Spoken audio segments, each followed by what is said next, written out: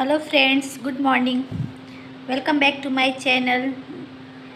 तो फ्रेंड्स, फिर से हम हाजिर हैं अपने नए वीडियो के साथ, जो कि कल हम लोगों ने 20 क्वेश्चंस किए थे सुपर टेट के लिए, जो बिहार में सुपर टेट होने वाले हैं। उसके हमने 20 क्वेश्चंस किए थे फ्रेंड्स।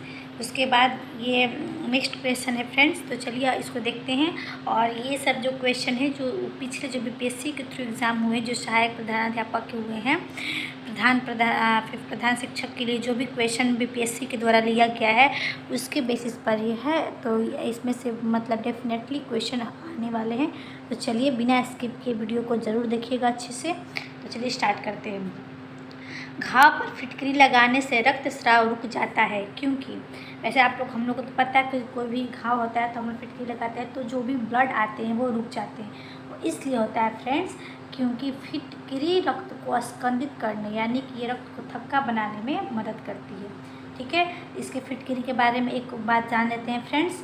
तो फिटकरी एक रंगहीन क्रिस्टलीय पदार्थ है। ठीक है, साधारण फिटकरी का रासायनिक नाम, ये यानी कि फिटकरी का जनरल नेम है पोटेशियम एल्युमिनियम सल्फेट। फ्रेंड्स, ये सब रासायनिक नेम जरूर याद कर रखिएगा आप लोग। तो इसका है पोटेशियम एल्युमिनियम सल्फेट, और इसका फार्मूला होता है K2SO4 Al2 SO4 324H2O होता है। ठीक है, फिटकरी पोटास एलम यानी फिटकरी को पोटास एलम भी बोलते हैं। इसका प्रयोग रक्त को थक्का बनाने के लिए किया जाता है, जिसके कारण घाव का रक्त रुक जाता है, घाव का बहना जो होता है वो रुक जाता है। ठीक है, नेक्स्ट क्वेश्चन। विद्युत यंत्रों में बेकेलाइट का प्रयोग किया जाता है। विद्युत यंत्रों में बेकेलाइट का प्रयोग विद्युत यंत्रों में बेकेलाइट का प्रयोग इसलिए किया जाता है फ्रेंड्स क्योंकि ये जो होता है वो विद्युत का कुचालक होता है। ठीक है, इसलिए इसको बेकेलाइट को विद्युत यंत्रों में प्रयोग किया जाता है। Next question. घरों में प्रकाश स्रोत के रूप में एलईडी और सीएफएल दोनों का आमतौर पर प्रयोग किया जाता है। निम्न में से कौन सा सही है? तो हमारे सबके घरों में एलईडी और सीएफएल दो बल्ब जलते हैं। तो इसमें से जो होता है वो हम प्रयोग करते हैं, तो इसमें से कौन सा कथन इन दोनों के लिए सही है? तो कथन जो है वो स्टेटमेंट ए जो है वो सही है। एलईडी बेहतर है, अधिक अच्छा है, क्योंकि सीएफएल विषैले पदार्थों से बने होते हैं। तो चलिए जान जाते हैं कि एलईडी और सीएफएल है क्या, इसका एक्सप्लेनेशन पढ़ लेते हैं। एलईडी बेहतर होता है क्योंकि सीएफएल में विषैले पदार्थ होते हैं, याद रखिएगा। एलईडी जो बल्ब होते हैं, जो हमारे अभी के घरों में जो लगे होते हैं, वो बहुत ही अच्छे होते हैं, और सीएफएल में जो होते हैं विषैले पदार्थ होते हैं। एलईडी का फुल फॉर्म होता है लाइट इमिटिंग डायोड, और सीएफएल का होता है कॉम्पैक्ट फ्लोरोसेंट लैंप। नेक्स्ट। एक डॉक्टर अति अम्लता का उपचार करने हेतु एक दवाई देता है। इस दवाई में मुख्य संघटक होता है। तो बहुत ज़्यादा जब हम लोग को गैस हो जाता है तो उसके उपचार में डॉक्टर हम लोग को कुछ दवा देता है। तो उस दवा का नाम है CaCO3 यानी कि सोडियम बाइकार्बोनेट। ठीक है, तो पढ़ लेते हैं हम लोग। दुर्बल क्षारकों जैसे सोडियम बाइकार्बोनेट का फार्मूला होता है NaCO3 और मैग्नीशियम हाइड्रोक्साइड यानी कि MgOH। तो मैग्नीशियम कार्बोनेट MgCO3 का होल ट्वाइट, कैल्शियम कार्बोनेट CaCO3 का होल 3, एल्युमिनियम हाइड्रोक्साइड AlOH3 आदि का प्रयोग अति अम्लता के उपचार में प्रयुक्त औषधियों में किया जाता है। ठीक है फ्रेंड्स, याद रखना है हमें क्या, कि ये जो होता है NaCO3 MgOH का होल ट्वाइट, MgCO3 का होल ट्वाइट, CaCO3 AlOH3, इन सब का प्रयोग जब बहुत हम लोग को अनपच हो जाते हैं उसके उपचार में ये सब चीज़ों का प्रयोग होते हैं। ये सब दुर्बल क्षारक हैं। ठीक है,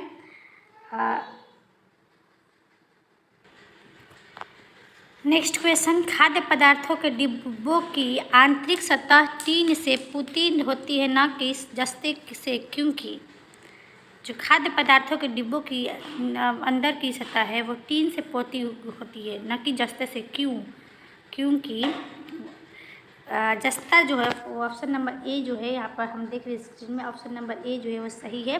जस्ता टीन से जो होता है अधिक क्रियाशील होता है। ठीक है फ्रेंड्स, नेक्स्ट, ये तो प्लास्टर ऑफ पेरिस का रासायनिक सूत्र पूछ रहा है। तो इसका फार्मूला आता है CaO4 यानी कि बी आंसर। यहाँ पे 1/, यहाँ पे 2 लगा दीजिएगा फ्रेंड्स। ये यहाँ पे 2 होता है, 1/4 हाफ H2O। चलिए नेक्स्ट देखते हैं। और इसका नेम होता है, रासायनिक नाम होता है कैल्शियम सल्फेट हेमीहाइड्रेट। ठीक है, नेक्स्ट, अपमार्जक है। अपमार्जक क्या होता है, अपमार्जक कैसे बनता है? तो ये जो होते हैं अपमार्जक प्रबल अम्ल यानी कि स्ट्रॉन्ग एसिड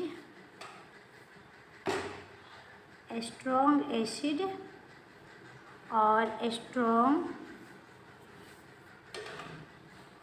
बेस के रिएक्शन से, स्ट्रॉन्ग एसिड और स्ट्रॉन्ग बेस के रिएक्शन से अपमार्जक बनते हैं। ठीक है, जो क्या करता है, कठोर जल में भी झाग पैदा कर देता है और वस्तुओं की अच्छे से सफाई होती है। तो अपमार्जक का मतलब हो गया फ्रेंड्स साबुन। ठीक है, नेक्स्ट, प्रेशर कुकर में सेम जल्दी से पक जाते हैं क्योंकि, तो इसके पकने का कारण फ्रेंड्स है दाब बढ़ाने पर क्वथनांक जो होता है वो बढ़ता है। ठीक है, नेक्स्ट,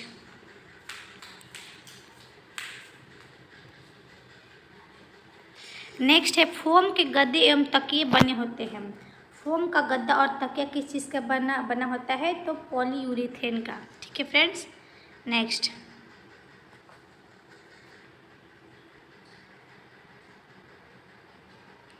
निम्नलिखित में से किसका प्रयोग सौर सेल बनाने में नहीं हो सकता है?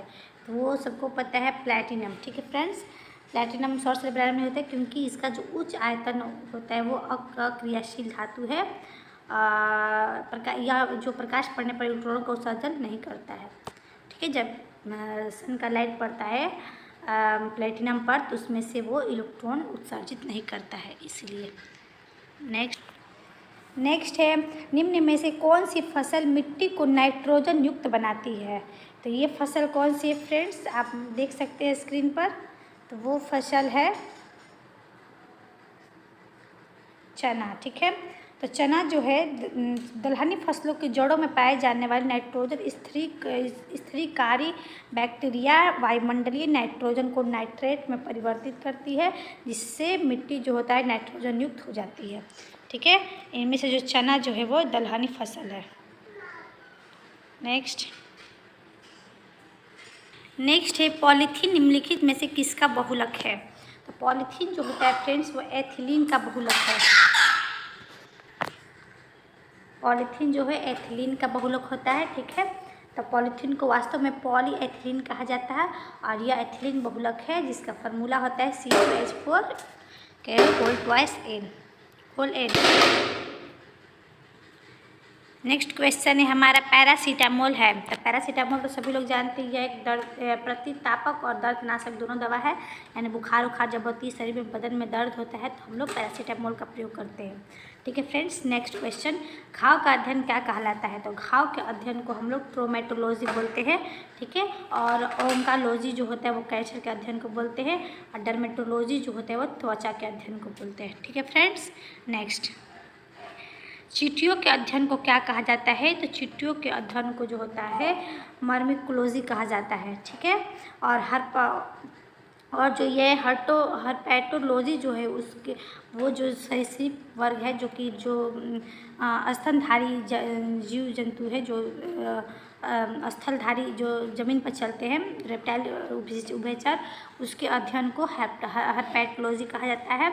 और निमेटोलॉजी जो होते हैं वो निमेटोलॉजी के अंतर्गत निमेटोड का अध्ययन, नीडोलॉजी के अंतर्गत पंछियों के घोंसले का अध्ययन किया जाता है। ये जो नीडोलॉजी है इसके अंदर पंछियों के घोंसले का अध्ययन किया जाता है। ठीक है फ्रेंड्स, नेक्स्ट क्वेश्चन, अस्पताल में निम्नलिखित में से किस विभाग में कैथ लैब होती है? तो कैथ लैब जो होती है वो फ्रेंड्स कार्डियोलॉजी विभाग के अंतर्गत होती है।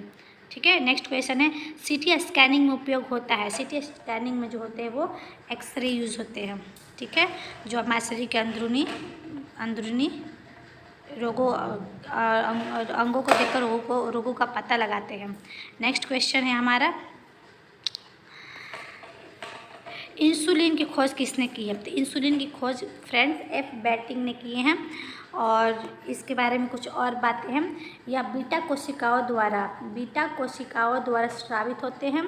ठीक है फ्रेंड्स। और उसके बाद नेक्स्ट है, अगर अग्नाशय में इंसुलिन हार्मोन का उत्पादन बंद हो जाए तो मूत्र एवं रक्त में शर्करा क्या हो जाती है? बढ़ जाती है, जो जिसको हम लोग बोलते हैं शुगर यानी कि मधुमेह रोग। ठीक है, इंसुलिन की कमी से ही मतलब जब उसका उत्पादन बंद हो जाए तो वही इंसुलिन की कमी से ही मधुमेह रोग होते हैं। नेक्स्ट है, इंसुलिन के अतिस्राव से हाइपोग्लाइसीमिया नामक रोग हो जाता है। या फिर उसके बाद इस इंसुलिन के अल्प स्रावण से मधुमेह यानी कि वही जो डायबिटीज जिसको हम लोग बोलते हैं वो बीमारियाँ होती हैं। नेक्स्ट क्वेश्चन है, एलसीडी प्रोजेक्टर का आविष्कार किसने किया? तो इसका आविष्कार किया है जीन डॉल्गोफ ने। तो बाकी का जो ऑप्शन है देखते हैं उन्होंने क्या क्या चीज़ का आविष्कार किए हैं। तो ये जो है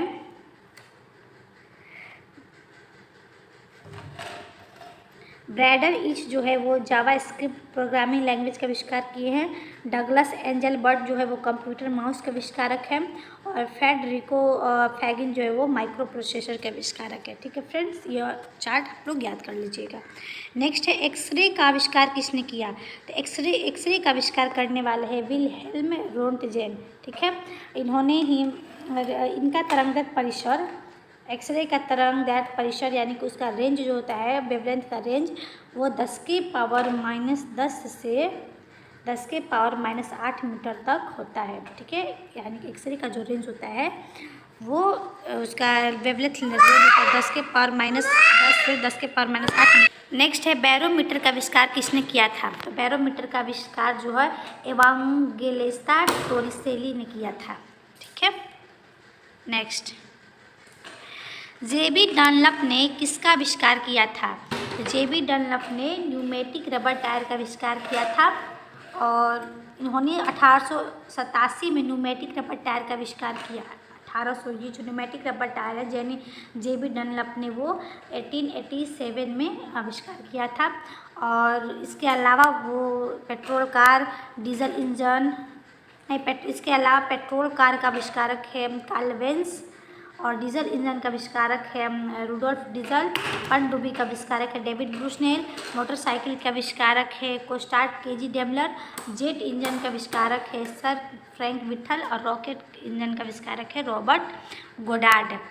एलईडी का आविष्कारक किसे कहा जाता है? तो वह है निक होलोनिक को। ठीक है, 1962 ईस्वी में इन्होंने इसका आविष्कार किया है। नेक्स्ट, एलईडी के जनक भी इन्हीं को कहा जाता है। मक्खन कोलाइड कब बनता है? तो मक्खन कोलाइड बनता है जब वसा की गुलिकाएं पानी में छितर जाते हैं।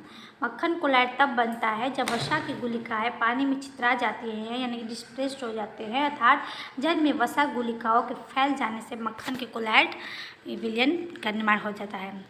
नेक्स्ट क्वेश्चन है, उस रसायन का नाम बताइए जो आम को पकाने के काम आते हैं। तो वो तो आम तो सभी लोग खाते हैं, तो पता ही होगा, वो है कैल्शियम कार्बाइड। वो कैल्शियम कार्बाइड जिसका फार्मूला होता है CaCO2। कैल्शियम कार्बाइड से आम को पकाया जाता है। ठीक है, इसका प्रयोग मुख्यतः एसिटिलीन और कैल्शियम साइनामाइड बनाने में किया जाता है। ठीक है फ्रेंड्स, CaCO2 यानी कैल्शियम कार्बाइड का प्रयोग एसिटिलीन और कैल्शियम साइनामाइड बनाने में किया जाता है। इसका प्रयोग फलों को पकाने में भी किया जाता है। कार्बाइड का छोटा सा भाग भी शरीर के लिए बहुत नुकसानदायक होता है, याद रखिएगा फ्रेंड्स।